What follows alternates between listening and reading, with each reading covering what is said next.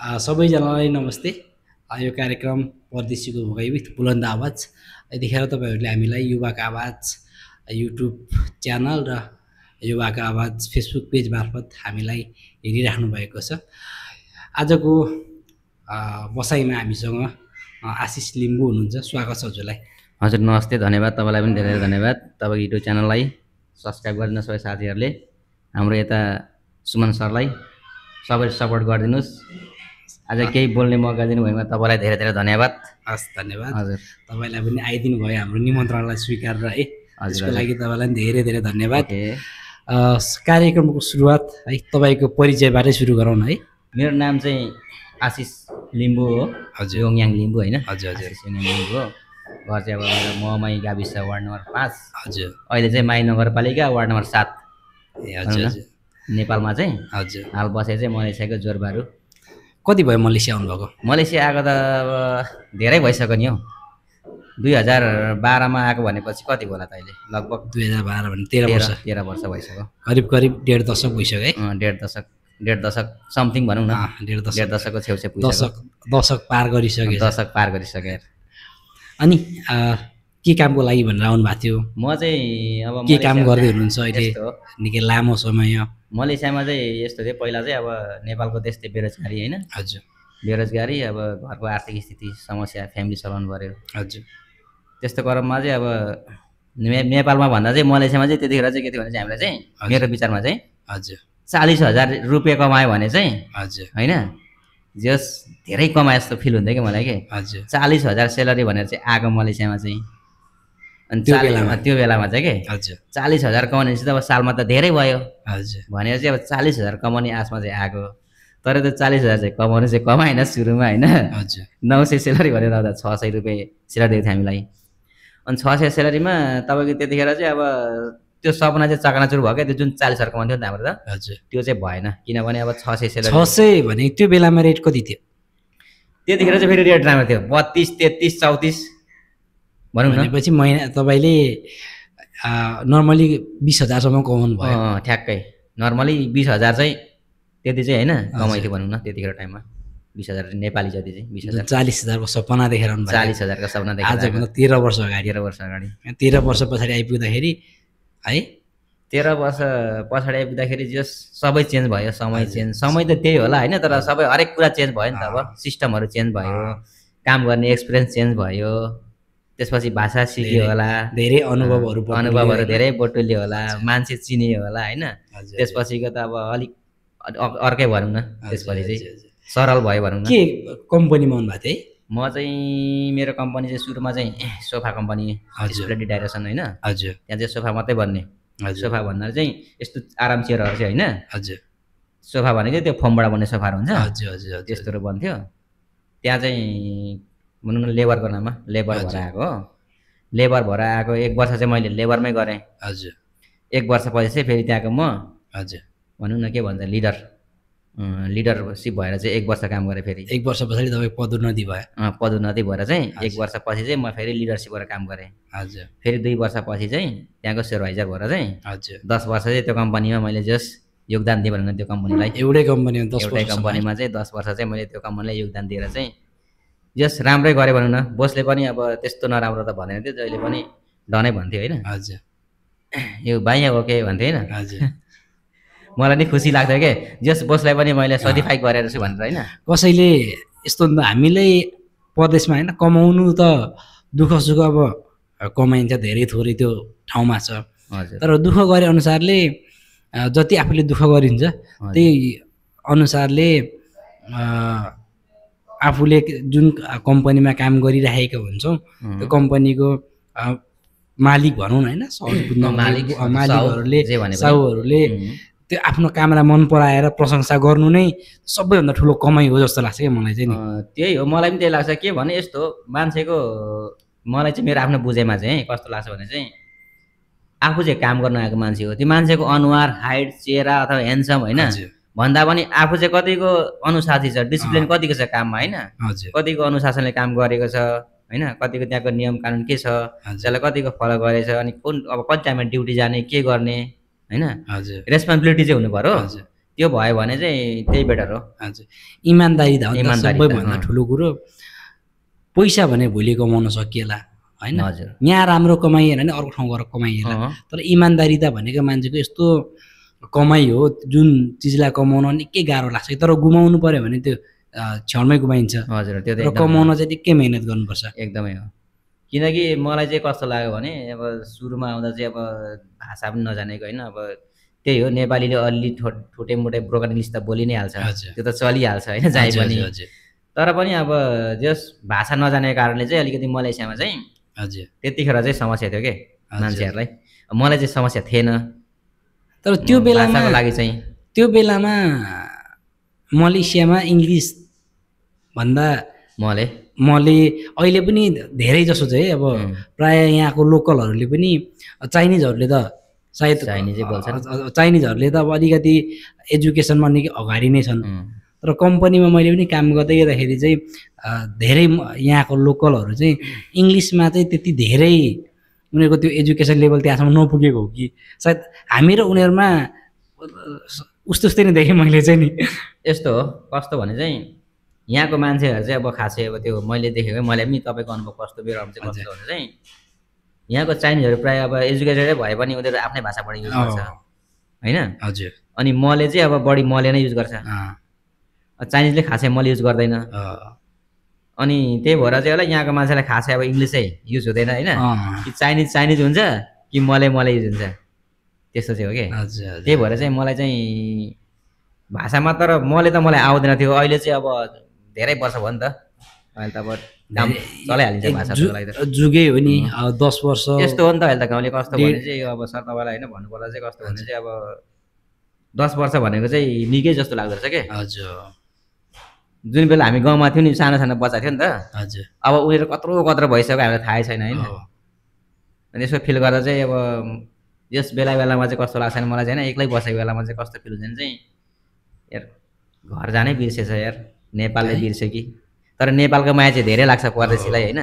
अलिकति नेपालको बारेमा कसैले भन्यो भने धेरै माया लाग्छ, किन भनेको होला यस्तो देशको मान्छे के भएको होला भन्ने फिल हुन्छ परदेशमा बस्ने। सायद सबैलाई होला त्यो होइन, मलाई चाहिँ त्यस्तो हुन्छ। अनि बेला जस इमोसनल पनि हुन्छ क्या। अब यहाँ बसिराख्दा पनि होइन, अब फ्यामिलीदेखि टाढो आफन्त छर छिमेक साथीभाइ सबैदेखि टाढो बस्दाखेरि जस इमोसनल पनि हुन्छ जो कोही पनि होइन। मलाई चाहिँ त्यस्तो हुन्छ। यो 13 वर्षको अवधिमा तपाईँ कतिचोटि नेपाल जानुभयो? 13 वर्षको अवधिमा म एकचोटि गएको थिएँ। 2017मा चाहिँ मेरो बाबा चाहिँ बित्नु भयो। हजुर त्यतिखेर चाहिँ म इमर्जेन्सी टिकट लिएर 1 महिना गएको थिएँ। त्यही हो, त्यहाँदेखि पछि लकडाउन पनि आइहाल्यो। हजुर कोरोना भाइरसले गर्दाखेरि, कोभिडले गर्दाखेरि त्यतिकै जाने भन्दै फेरि गएन। पछाडि फेरि अब 10 वर्ष पनि पुगिसक्यो कम्पनीमा। हजुर फेरि कम्पनीको भनौँ न त्यो लकडाउनले गर्दाखेरि, कोभिडले गर्दाखेरि चाहिँ कम्पनीको त्यो भनौँ न इकोनोमिक बिजनेस सर्ट भएको थियो क्या, सटडाउन भएको थियो। हजुर हजुर अनि त्यतिकै अब कम्पनी सटडाउन भइरहेको थियो। अनि पछाडि कम्पनी नि ब्याङ्क्रप्टै भयो। त्यसपछिको जिन्दगी त अब कता फेरि थाहै छैन अहिले यस्तो छ। सङ्घर्ष त्यसपछि नयाँ सङ्घर्ष सुरु हो क्या फेरि। 10 वर्षसम्म बेसिकली राम्रै सङ्घर्ष जस त्यो लेभलदेखि त्यो लेभलमा पुगेको थियो। पुगेको थियो कम्पनी हेल्परमा आउनु भएको थियो, लिडर हुनुभयो, लिडर पछि सुपरभाइजर पनि भयो। सुपरभाइजर भएर तपाईँ 10 वर्ष पनि बिताउनु थियो। 10 वर्ष पनि बिताएँ। 10 वर्षपछि कम्पनी बन्द भयो। 10 वर्षपछि कम्पनी बन्द भयो। तर एउटा कुरा मैले भन्न बिर्सेँ, फेरि के भन्न चाहन्छु नि, जुन बेला म 10 वर्ष पुगेर सुपरभाइजर भइसकेको थिएँ नि त, हजुर त्यतिखेर चाहिँ मलाई फेरि धेरै खुसी थियो क्या। किनकि मेरो स्यालेरी पनि त्यतिखेर चाहिँ धेरै आउँथ्यो नि त। हजुर जस मेरो सपनाहरू चाहिँ पुरा हुन्छ कि जस्तो लागेर होइन। हजुर मन चाहिँ पुरा खुसी हुने क्या त्यतिखेर चाहिँ के। हजुर हजुर तर फेरि त्यो सपना फेरि पुरा भयो। जब कम्पनी बन्द भयो त्यस पछाडि फेरि सङ्घर्षका दिनहरू, फेरि जिरोदेखि नै फेरि उठ्नु स्टार्टिङ भयो क्या त्यो मेरो चाहिँ फेरि त्यो बेला चाहिँ भनौँ न। अहिले के गर्नुहुन्छ? अहिले त म अब रेस्टुरेन्टमा हो। हजुर अहिले त यस्तो ठिकै छ फेरि रेस्टुरेन्टमा हो होइन। अहिले पनि ठिकै छ, राम्रै छ भनौँ न। अहिले रेस्टुरेन्टमा त सेफ कुक भनौँ न। हजुर सेफ चाहिँ नभनौँ, कुक चाहिँ भनौँ न, हेड कुक भनौँ न। हेड कुक हजुर जस नेपाली परिकारको लागि हजुर हेड कुक। कस्तो काम अहिले? राम्रै छ, काम राम्रै छ, सबै ठिक छ। हजुर जस खुसी छु भनौँ न अहिले पनि। त्यो बेला जति खुसी चाहिँ त्यति त खुसी त नहोला, हजुर, तर त्यसको लेभलमा नहोला, तर जस खुसी चाहिँ खुसी नै छु कि म अहिले पनि। तपाईँको मलेसिया आइसकेपछि तपाईँ कम्पनी हेल्परदेखि तपाईँ सुपरभाइजरसम्म पुग्नुभयो। हजुर सुपरभाइजरदेखि फेरि कम्पनी बन्द भएपछि फेरि तपाईँ जिरोबाट फेरि अहिले तपाईँ एउटा रेस्टुरेन्टमा नेपाली भान्साघरमा हजुर तपाईँ हेड सेफको हेड कुकको हेड कुक रूपमा कार्यरत हुनुहुन्छ। काम गरिरहेको छु। तपाईँको यो बिचमा यो करिब 1.5 दशकको अवधिमा तपाईँको यो बिचमा अनेकौँ उतार चढावहरू आउँछन्, सङ्घर्षहरू अनेकौँ सङ्घर्षहरू गर्नुपर्छ। तपाईँको सङ्घर्षको दिनहरू सम्झिन चाहनुहुन्छ र यदि हामीसँग सेयर गर्न चाहनुहुन्छ भने कुनै त्यस्तो सङ्घर्षको दिन जुन सेयर गर्न चाहनुहुन्छ, जो यो भिडियो हेरेर बस्नुहुनेहरूलाई पनि तपाईँका यी कुराहरूले चाहिँ प्रेरणा मिलोस् कि? धेरै छैन, एक दुईवटा कुरा चाहिँ मेरो यस्तो छ होइन, मलाई त्यो कति साथीहरूलाई चाहिँ सुनाउनु मन लाग्छ होइन। हजुर। अब कहिले चाहिँ टाइम मिल्दैन, कहिले के हुँदैन होइन। हजुर। तर यस्तो हो, कस्तो लाग्छ भने चाहिँ जुन बेला होइन, अब जुन बेला म कम्पनीमा आएको थिएँ, हजुर, त्यतिखेर म लेबरमा आएको थिएँ। त्यतिखेर मेरो 900 सेलेरी भनेर एजेन्टले पठाएको, हजुर, त्यो पनि पाइनँ। तर पनि मैले सङ्घर्षै गरेँ हजुर होइन। 600 भयो भने मैले गरेँ क्या त्यहाँ। हजुर। 900 त पाइनँ, 600 भयो भने गरेँ। अनि 600मा गर्दाखेरि मैले धेरै गरेन, फेरि 600मा 2 महिना मात्रै गरेको क्या फेरि। हजुर। किनभने त्यसपछि मैले बोसलाई धेरै प्रेसर दिन थालेँ कि। अब मैले भने अब म चाहिँ 900मा आएको हो, हजुर, मलाई चाहिँ 900 चाहियो कि भने मलाई घर पठाइदिए। हजुर। अनि त्यो दिनको याद चाहिँ मलाई के आउँछ भने चाहिँ बोसले चाहिँ मलाई यसले चम्चा गर भनेर चाहिँ मैले 10जना मान्छेले रोकेको थिएँ। हजुर। सबैजना ड्युटी नजाऊ आज, हजुर, कसै नजाने। उनीहरूको झन् 572 सेलरी। हजुर, हजुर। होइन, नाम त नलिउँ साथीहरूको होइन। हजुर। उनीहरूको चाहिँ 572 सेलरी, हजुर। अनि म चाहिँ 600। अनि 2 महिनापछि चाहिँ मैले अब जसरी नै 900 चाहियो भनेपछि चाहिँ अनि बोसले चाहिँ अब सबैलाई चाहिँ पैसा बढाइदियो होइन, मेरो चाहिँ बढाइदिएन के। हजुर, दुःख है। त्यो चाहिँ मलाई साह्रै दुःख लाग्यो के। हजुर। अनि दुःख पनि लाग्यो। अनि अर्को कुरा चाहिँ कारण के थियो? कारण चाहिँ मैले 100 मान्छे रोकेको। हजुर। जस्तै त्यहाँको चाहिँ म चाहिँ लिडर भएँ, उसको सोचाइमा चाहिँ, हजुर, उसको नजरमा चाहिँ म लिडर भएँ। हजुर। यसले चाहिँ 100 मान्छेलाई चाहिँ रोकिदियो काम गर्न, सबैलाई उचालेर चाहिँ पठाएन, उचालेर पठाएन भनेर के। अनि सबैलाई बोलाएर सेलेरी 900 ठ्याक ठ्याक ठ्याक साइन गराएछ, मलाई चाहिँ बोलाएन। हजुर। अनि भोलि एजेन्ट आयो क्या। अनि एजेन्टले भन्छ किन काममा गइनस् भनौँ। अनि मैले नै बोसलाई सोध भने। अनि त्यसपछि बोस अनि त्यो एजेन्ट जुन हामीलाई मलेसिया ल्याएको एजेन्ट हो नि त। हजुर।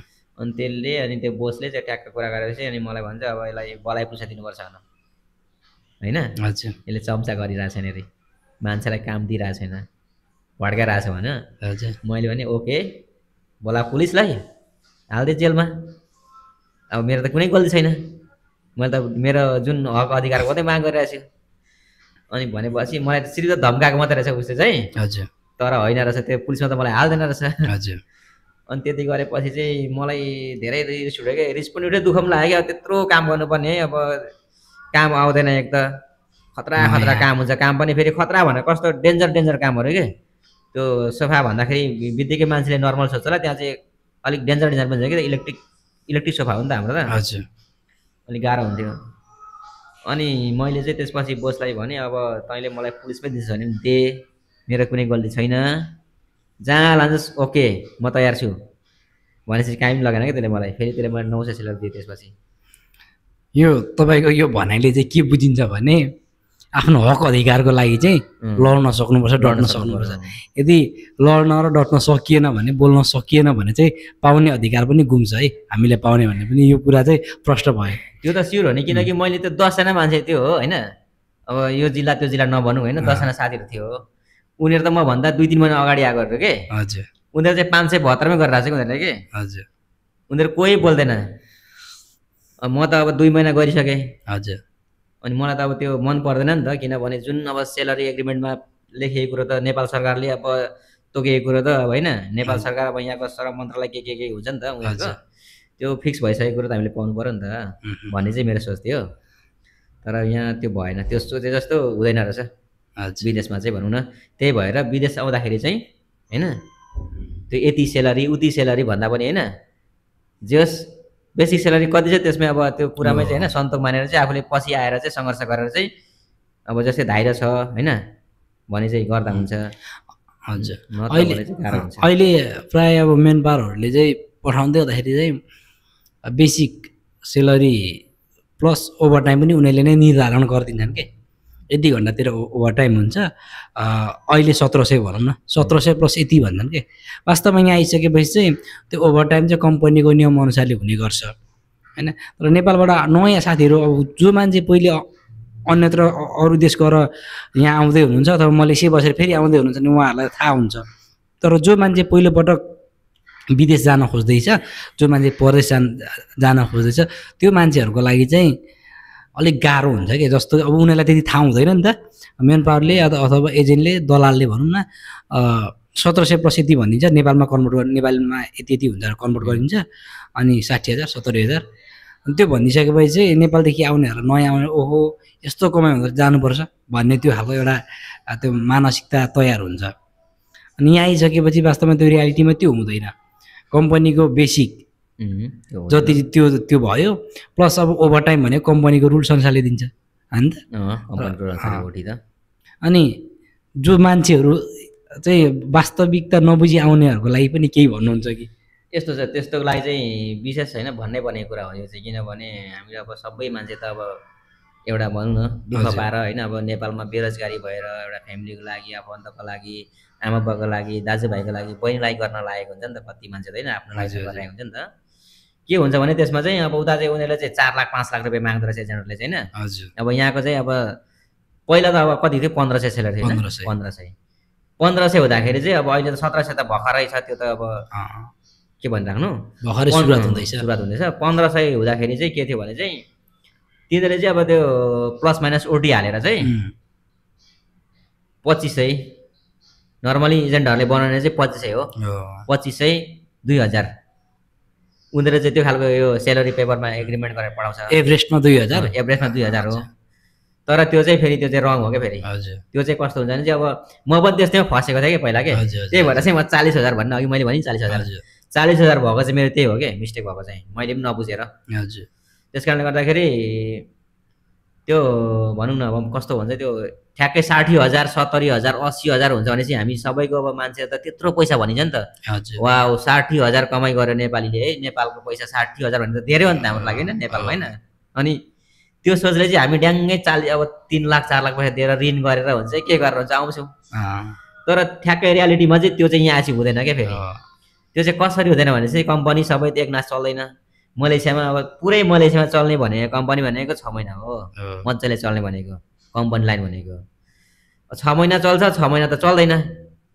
6 महिना त 1500 थापेर बस्नुपर्छ त्यसमा पनि तपाईँको 1500 आयो भने 1500 आयो अरे तपाईँको सपोज 1500 आयो 1500 मा तपाईँको होस्टेल चार्ज काट्छ कतिले काट्छ नि त होइन धेरैलाई काटिरहेको धेरैले काट्छ नि त धेरैको अहिले पनि काटिरहेको छ कतिसँग हामीले पनि कुराकानी गर्दाखेरि चाहिँ र उहाँहरूको एउटा समस्या चाहिँ के भने नेपाली राजदूतावाससँग पनि उहाँहरूको विश्वास नभएको अथवा त्यो नेपाली राजदूतावासले पनि त्यो चाहिँ नबनाएको जस्तो लाग्यो एमबिसीलाई कम्प्लेन गरेर पनि के गरेर केही गर्दैन भन्ने खालको उहाँहरूको प्रायः सबैको त्यो मानसिकता त्यो खालको छ कि अब वास्तवमा त सबै फ्री हो नि त अब होस्टल फी फ्री हुनुपर्ने बस्नलाई फ्री होइन पानी बिजुली तर यावत कुरामा चाहिँ को नाममा चाहिँ पैसाहरू काटेको चाहिँ हामीले पनि पायौँ जस्तै अहिले तपाईँले भने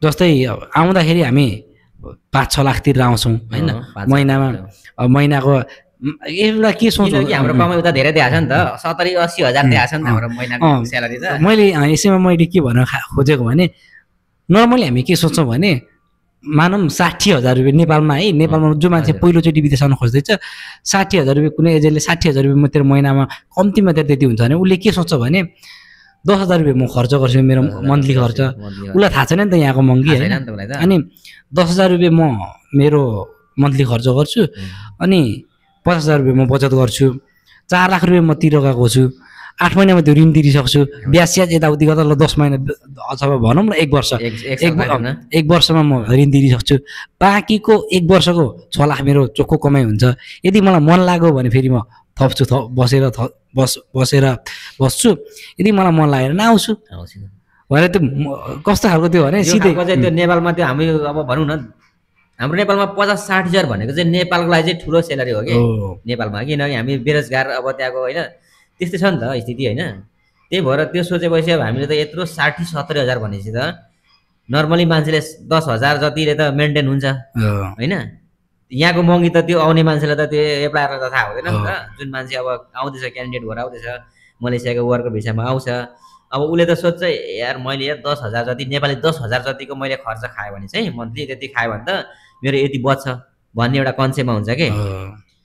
तर यो त्यो यहाँ आएपछि हुँदैन कि फेरि, किनकि यहाँको वातावरण, यहाँको भनौँ न अब बजार भाउ होइन, महँगाई, बजार भाउ, रहन सहन थाहा छैन नि त कस्तो छ भनेर होइन।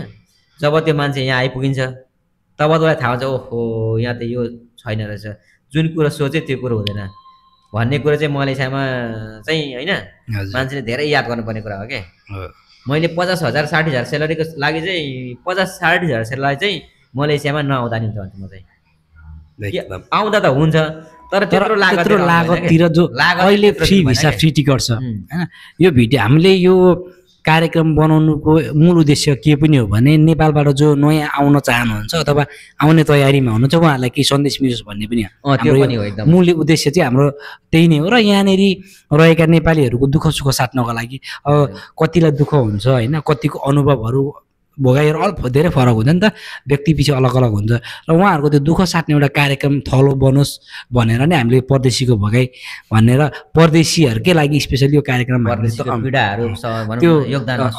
त्यसको लागि नै हामीले यो कार्यक्रम यो निर्माण गरेका हौँ र नेपालबाट आउनेहरूलाई सन्देश मिलोस् भनेर नि हो। जस्तै यहाँको महँगी नेपालदेखि आउने नयाँलाई थाहा छैन होइन। जस्तै नर्मली एउटा पानीको बोतलको कुरा गरौँ है, नर्मली एउटा पानीको बोतल नेपालीले यदि त्यो नेपालमा हिसाब गर्ने भने हामीले पनि यहाँनिर बसेको करिब दशक, मेरो दशक हुन लाग्यो तपाईँको दशक पार भइसक्यो भनेको। अहिले हामीले नेपालमा कन्भर्ट गऱ्यौँ भने, नेपालीमा कन्भर्ट गऱ्यौँ भने एउटा पानीको बोतल पनि हामी खान सक्दैनौँ। कहाँ सक्छ त नि, 28-29-30 रुपियाँ पर्छ त नि अहिले ग्रेडमा पनि होइन। अहिले तपाईँ 1 लिटरको पानीलाई 2 रिङ्गेट, नर्मली 2 रिङ्गेट लिन्छ। 2 रिङ्गेट भनेको अहिले ग्रेडले तपाईँको 65 रिङ्गेट भनौँ न, 65 रुपियाँको पानीको बोतल 1 लिटरको पानीको बोतललाई हामी खान सक्छौँ। नेपाल सक्दैनौँ नि। नेपालमा 25 रुपियाँ पानीको बोतलको भाउ अलिक 25 रुपियाँ भने हामी विरोध गर्ने मान्छे, तर यहाँ हामी नेपाली 65 रुपियाँ बोतलको पानी खाइरहेको छौँ भनेपछि त्यो महँगाई हामी एकचोटि सोचौँ जो नेपालबाट आउँदै हुनुहुन्छ। हामी मेन उद्देश्य चाहिँ नेपालबाट आउनेहरूको त्यो एउटा यो सन्देश पनि मिलोस् भनेर पनि यो कार्यक्रमको उद्देश्य चाहिँ र यहाँ रहेका नेपालीहरूसँगको भलाकुसारी होइन दुःख सुख साट्ने कार्यक्रम पनि हो। त्यस कारणले हामी सन्देश पनि दिन चाहन्छौँ यसमार्फत चाहिँ। अभियसली यो चाहिँ सबै हाम्रो यस परदेशमा चाहिँ कसरी बसेको छ के हुन्छ भन्ने कुरा पनि यसमा चाहिँ अब जस्तै कति पैसा कमाउँदो रहेछ, कति खर्च हुँदो रहेछ होइन, कति बचत हुँदो रहेछ भन्ने कुरो पनि मान्छेले चाहिँ सबै चाहिँ होइन मनन गर्नुपर्छ।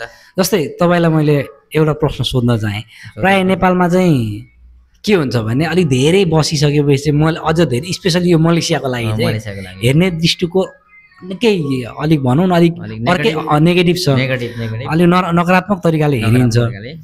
जस्तै अब तपाईँ यत्रो वर्ष भयो, 13 वर्ष 14 वर्ष भनेको त एकै जुग हो नि त, एकै जुग धेरै हो नि। यो मलेसियामा अलिक धेरै लामो समय बस्नेहरूलाई चाहिँ के भन्छन् भने उतै बिहा गरेर बसेको छ भनेर प्रायः नर्मली सोध्ने प्रश्न हो।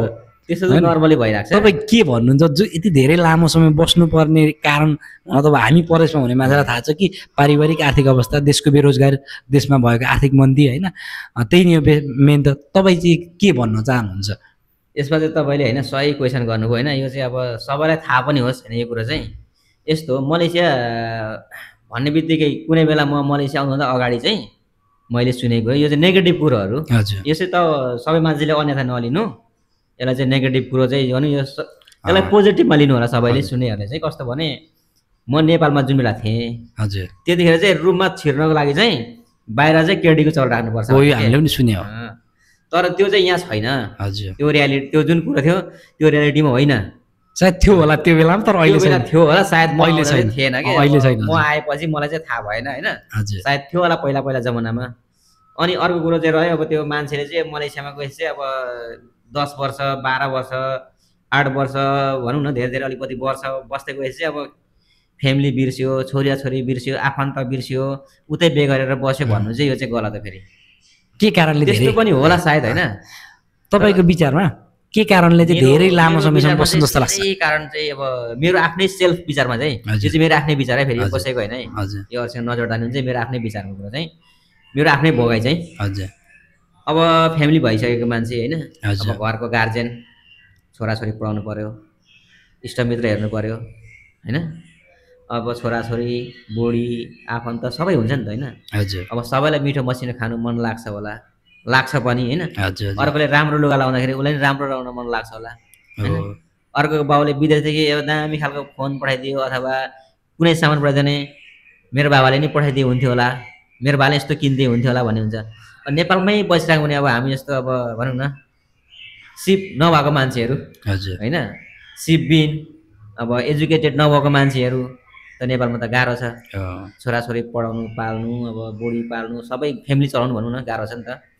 त्यस कारणले गर्दाखेरि विदेशमा बस्ने चाहिँ अब सबै मान्छे नर्मल हुँदैन। म आफै चाहिँ कसरी चाहिँ बसेको भने चाहिँ मेरो फ्यामिली अब भनौँ न इकोनोमिक प्रब्लम भनौँ न, इकोनोमिक प्रब्लमले गर्दा चाहिँ धेरै मान्छे चाहिँ इकोनोमिक प्रब्लमले गर्दा बसेको हुन्छ। अब त्यो यस्तो बेनै गरेर बसेको चाहिँ हुँदैन, केटी नै बनाएर बसेको चाहिँ हुँदैन। त्यस्तो पनि हुनसक्छ होला, तर त्यो अहिलेसम्म मलाई चाहिँ देखेको छुइनँ होइन, अब छैन पनि। वास्तवमा लामो समयमा समग्रमा भन्नुपर्दाखेरि चाहिँ कसैको रहर हुँदैन धेरै लामो समय बस्ने, तर पारिवारिक आर्थिक अवस्थाले चाहिँ हामीलाई लामो समयसम्म बस्ने बनाउँछ। अभियसली त्यही हो। अनि यो चाहिँ मेरो बुझाइमा चाहिँ जस्तै अन्य देशमा जस्तै साउदी कतार दुबई र मलेसियामा चाहिँ अलिकति भिन्नता के छ भने साउदी कतार गएका मान्छेहरू छुट्टीमा बेला बेला घर आउने जाने हुन्छ र मलेसियाको चाहिँ अलिक कमै मात्र त्यो हुन्छ, किनभने साउदी कतार अथवा दुबईबाट चाहिँ अब कस्तो त्यहाँको सिस्टम राम्रो भनौँ अथवा त्यहाँको रोजगारीदाता राम्रो भनौँ होइन। छुट्टीमा आएको गएको हवाई भाडा र त्यो छुट्टीको अवधिको सेलरी पनि दिने त्यो खालको सिस्टम छ। तर यहाँ मलेसियामा चाहिँ त्यो खालको सिस्टम छैन। जो मान्छे छुट्टीमा जान्छ भने पनि प्राय धेरै जसोको चाहिँ आफै व्यक्तिले टिकट काटेर जानुपर्ने हुन्छ होइन। यस्तो हो मलेसियामा चाहिँ तपाईँको कसो भने अब तपाईँको करार हुन्छ, 2 वर्षको करार हो कि 3 वर्षको करार हो। जस्तो नेपालदेखि तपाईँ एप्लाई गर्न आउनुभयो, अब यहाँ चाहिँ तपाईँले काम गर्नुहुन्छ, तपाईँको काम गर्ने अवधि 2 वर्ष छ कि 3 वर्ष छ त तपाईँको 2 वर्ष छ भने तपाईँ 2 वर्षको पछि जानुभयो भने चाहिँ 2 वर्षको तपाईँले अवधि सघाएर तपाईँ छुट्टीमा जान चाहनुभयो भने चाहिँ तपाईँले टिकट दिन्छ, 1 वे टिकट दिन्छ, तर तपाईँको पैसा डिपोजिट गर्नुपर्ने हुन्छ धेरैको चाहिँ है। अरू कम्पनी कस्तो छ यो सबैकोमा लागु हुँदैन, सबैको लागु कममा मात्रै लागु हुन्छ। अनि अर्को कुरो अब तपाईँको 2 वर्ष पुग्यो, अब तपाईँ जानुभयो फेरि आउनुभयो, अब फेरि तपाईँ अर्को वर्ष बसेर फेरि अर्को वर्ष जानु खोज्यो भने चाहिँ त्यो चाहिँ सबै आफ्नै पैसामा के अप एन्ड डाउन टिकट सबै आफ्नै हो, टोटली खर्च आफ्नै हुन्छ। अनि टोटली खर्च हुँदाखेरि तपाईँको अब सालको कमाइ त्यही हो होइन, नर्मली कमाइ त्यही हो। अनि त्यो कमाइमा चाहिँ तपाईँको अब आउँदा जाँदा त तपाईँको मिनिमम मलेसियाको 4000 त खर्च हुन्छ होइन, भाडा मात्रै के भाडा मात्रै त्यति खर्च हुन्छ होइन। अनि त्यति खर्च हुने भएपछि त नेपालको त कमसेकम 1.5-2 लाख हो। अनि सालै पछि मान्छेले 1.5-2 लाख खर्च गरेर जान सक्दैन, फ्यामिली त चलाउनु पर्यो। जान आउनको लागि तपाईँ बोल्दा बोल्दै भए पनि जान आउनको भाडाले मात्रै भएन होइन। हजुर अब विदेशदेखि गइसकेको भनिसकेपछि एउटा परिवारले र छरछिमेकले पनि आफन्तले नै आश गरे हुन्छन् होइन। त्यो भएर पनि अलिकति मलेसियाबाट चाहिँ अलिक लामो समय बस्नेहरू चाहिँ प्राय यो यतै बे गरेर अथवा यतै बेपत्ता भएर कोही नभएका होइनन्, केही छन् पनि, तर प्राय जसो चाहिँ पारिवारिक आर्थिक अवस्थाको कारणले नै चाहिँ त्यो लामो समयसम्म बस्नु बाध्यता छ। मेरो विचारमा चाहिँ मेरो देखाइमा चाहिँ मैले देखेको चाहिँ त्यही हो, धेरैमा चाहिँ अब त्यही पारिवारिक समस्या नै हो। किनभने अब तपाईँलाई पनि जानु त मन लाग्छ, मलाई पनि जानु त मन लाग्छ, अब त्यत्रो खर्च गरेर जाने होइन। अब टिकटकै लागि मात्रै त्यत्रो 1.5 लाख खर्च गरेर जानु, अनि उता आफन्तहरूले विदेशदेखि वा आफ्नो मान्छे विदेशदेखि आयो भन्ने हुन्छ नि त, जे भने नि होइन। नेपालीको त त्यही हो, अब 1-1.5 वर्ष 2 वर्ष नभेट्दा नि कस्तो कस्तो हुन्छ नि त फ्यामिलीमा त। अनि परिवारमा को हुनुहुन्छ? मेरो परिवारमा अब मेरो अहिले श्रीमती हुनुहुन्छ हजुर, अनि मेरो बाबा बितिहाल्नु भयो हजुर, अनि छोराछोरी कतिजना? एउटा छोरा एउटा छोरी। कसलाई धेरै सम्झनुहुन्छ परिवारको सदस्य मध्ये? कसलाई धेरै सम्झिनु जानुभएको? हजुर, सम्झिने त मैले भने त मैले धेरै अब सम्झिने भनेको चाहिँ अब जुन बेला म बचपनमा थिएँ त्यो मेरो आमाले चाहिँ धेरै याद गर्छु कि म के कुन बेला जुन बेला म बचपन थिएँ नि त त्यतिखेर आमाहरूलाई चाहिँ म धेरै दुःख दिन्थेँ कि, जस्तै यो सामान चाहियो त्यो सामान चाहियो होइन। अहिले अब त्यो जुन त्यो पलहरू गयो नि त, हजुर, अहिले मलाई त्यो आमाको जस मैले यस्तो चाहिँ नगर्नु थिएछ भन्ने चाहिँ आमालाई धेरै मिस गर्छु होइन, आमालाई धेरै मिस गर्छु। त्यसपछि अब अहिले आएर छोराछोरी भयो, अब माया बाँडिँदै जान्छ नि त छोराछोरी, माया बाँडिन्छ। अहिले फेरि अब छोराछोरीतिर अब छोराछोरीलाई चाहिँ राम्रो गरोस् भनेर धेरै उनीहरूको लागि होइन सङ्घर्ष गर्छ, धेरै मिस गर्छु छोराछोरी अहिले चाहिँ। के छ अन्त्यमा यो भिडियो हेरेर बस्नु? अन्त्यमा यस्तो करिब करिब अन्त्यमा छौँ। अब अन्त्यमा चाहिँ होइन यस्तो हुन्छ सर के हुन्छ भने हजुर परदेश जान चाहिँ होइन अब हामी बाध्यता नै हो एउटा हजुर। रहर होइन होइन विदेश जानको लागि घर जुनसुकै बनाउनु- देश गए पनि है यो चाहिँ हजुर। तपाईँको इन्डिया गयो भने होइन अब बाहिर देशै खाडी मुलुक अब जुन खाडी मुलुक भइरहेछ हामी हाम्रो खाडी मुलुकै भन्छ यसलाई पनि है अनि खाडी मुलुक तपाईँको अब युरोप कन्ट्री अब कता कता जापान कोरिया कता जतै गए पनि होइन हजुर काम गर्नुपर्छ होइन इमान्दारिता हुनु पऱ्यो एउटा होइन सहनशीलता हुनु पऱ्यो मान्छेमा होइन हजुर। धैर्यता हुनु पऱ्यो रिस गर्नु भएन कसैसँग पनि किनकि अर्काको देशमा गएपछि चाहिँ के हुन्छ भनेपछि चाहिँ अब मै हो सबैभन्दा जान्ने म जतिको दह्रो छैन म जति बुझ्ने छैन भन्यो भने चाहिँ हजुर परदेशमा टिक्न गाह्रो हुन्छ किनभने अब त्यहाँ त सबै देशको मान्छेहरू हुन्छ नि त अब दुनियाँ देशको मान्छेसँग अब त्यहाँनिर भलकुसारी काम गर्नुपर्ने हुन्छ काम अब होइन सेयर गर्नुपर्ने हुन्छ त्यस कारणले गर्दाखेरि मेरो पहिलो नम्बरमा चाहिँ के छ भने जति पनि अब आउनुहुने भाइ बहिनी अथवा दाजुभाइ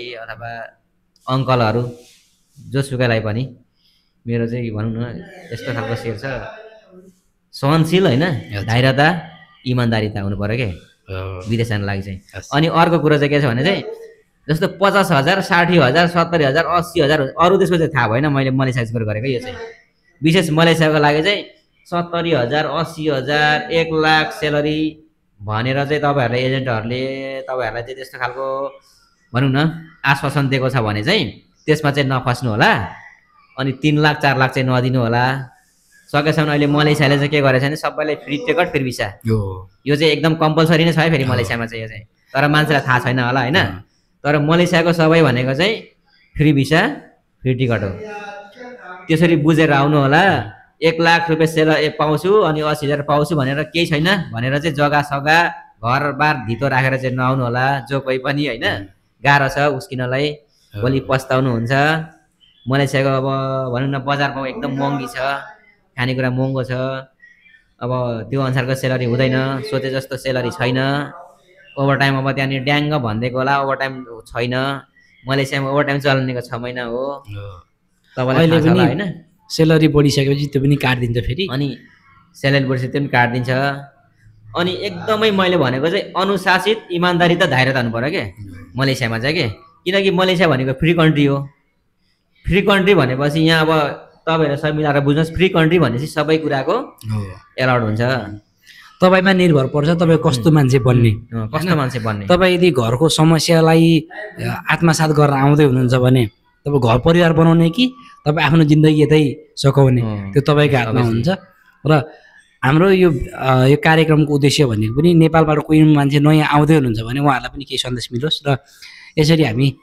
भलाखुसारी गरेर चाहिँ एकअर्काको दुःख सुख र अनुभव साटासाट गर्ने हाम्रो लक्ष्यका साथ यो कार्यक्रम हामीले तयार पारेका छौँ र यस कार्यक्रम तयार पार्नको लागि हामीलाई साथ दिनुहुने बुलन्द आवाज मिडिया प्रालीका सञ्चालक पत्रकार आदरणीय राजन नेपाल सर त्यसै गरी समृद्धि खबर टेलिभिजनका अध्यक्ष सुमिन राज शेर्पालीज्यूलाई पनि विशेष धन्यवाद भन्दै आजको यस बसाइ मार्फत हामी बिदा चाहन्छौँ हस् त धन्यवाद सबैजनालाई हाम्रो भिडियो तपाईँहरूलाई कस्तो लाग्यो सबैले जानकारी बुझेर दिनु होला कस्तो लाग्यो राम्रो लाग्यो नराम्रो कमेन्ट गरिदिनु होला तर मलेसियामा चाहिँ अब जति पनि मान्छेहरू चाहिँ आउनुहुन्छ अरू देशको चाहिँ म भन्न सक्दिनँ मलेसियामा चाहिँ आउने मान्छे चाहिँ त्यो 3 लाख 4 लाखतिर नआउनु होला अनि भिसा पनि अहिले खुलेको छैन हजुर होइन यो कुरा चाहिँ थाहा गर्नु होला यो इम्पोर्टेन्ट कुरा हामीले अहिले छुटाएछौँ यो इम्पोर्टेन्ट अहिले भिसा खुलेको छैन है सरकारी तपाईँलाई थाहा छ यो